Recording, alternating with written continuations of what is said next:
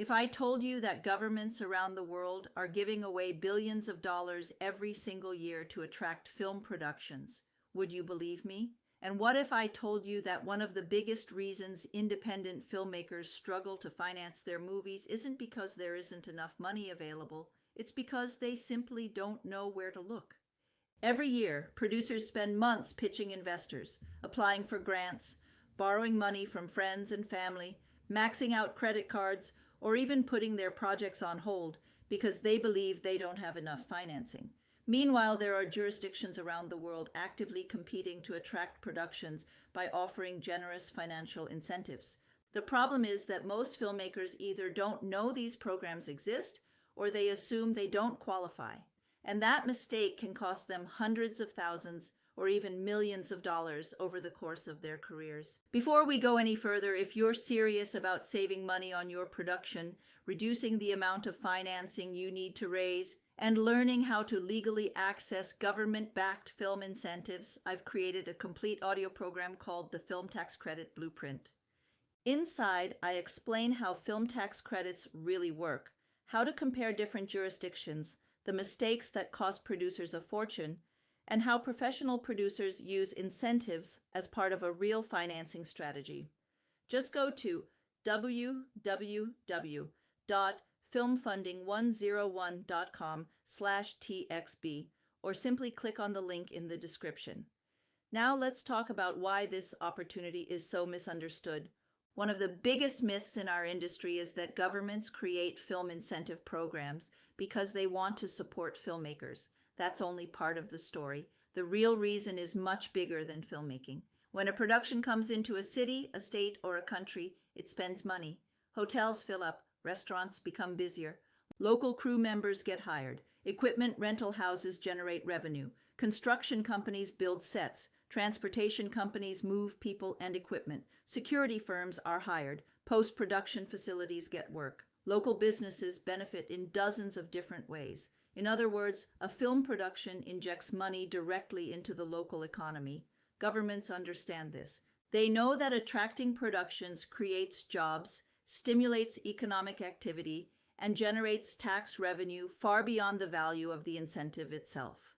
That's why so many countries, states, provinces, and regions compete to attract film productions. They're competing for the economic impact.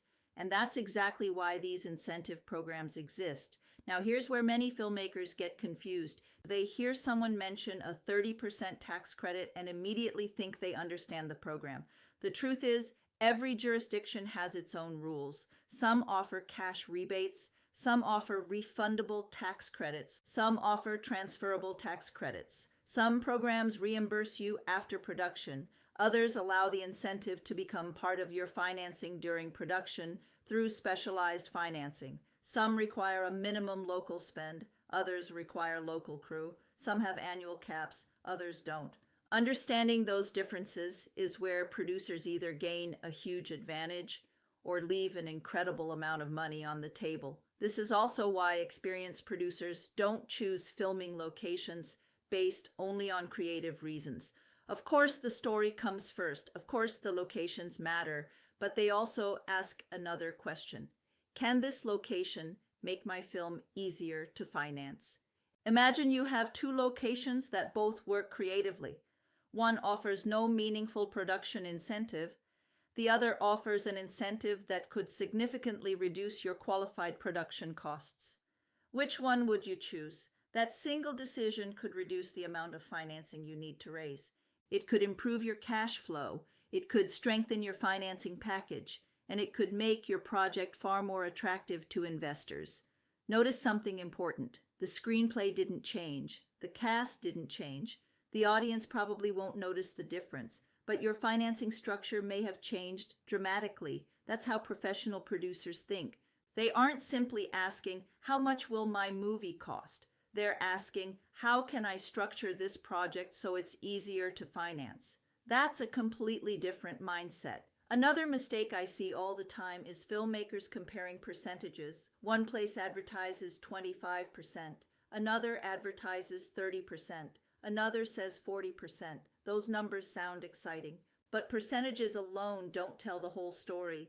30% of what? Qualified spending, local labor, below the line costs.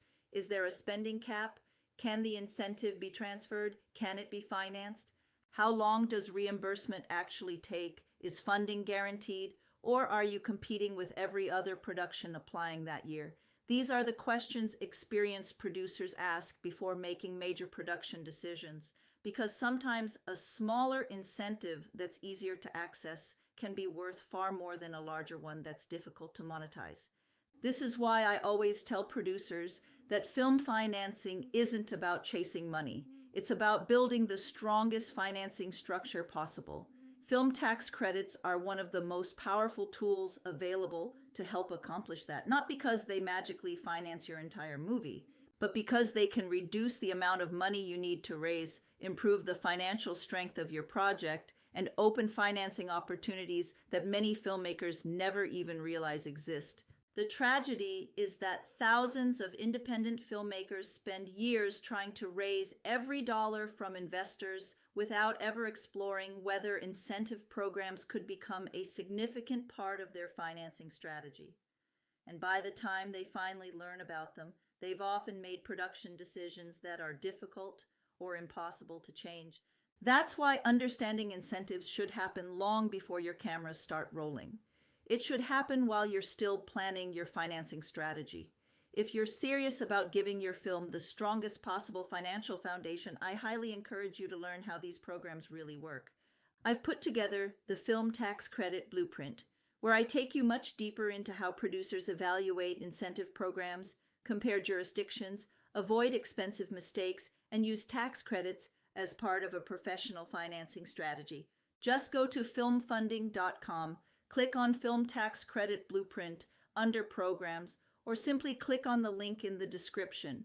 If you found this video valuable, subscribe to the channel, because in the next video, we're going to talk about one of the biggest mistakes film producers make that quietly destroys their chances of getting financed long before they ever speak to an investor.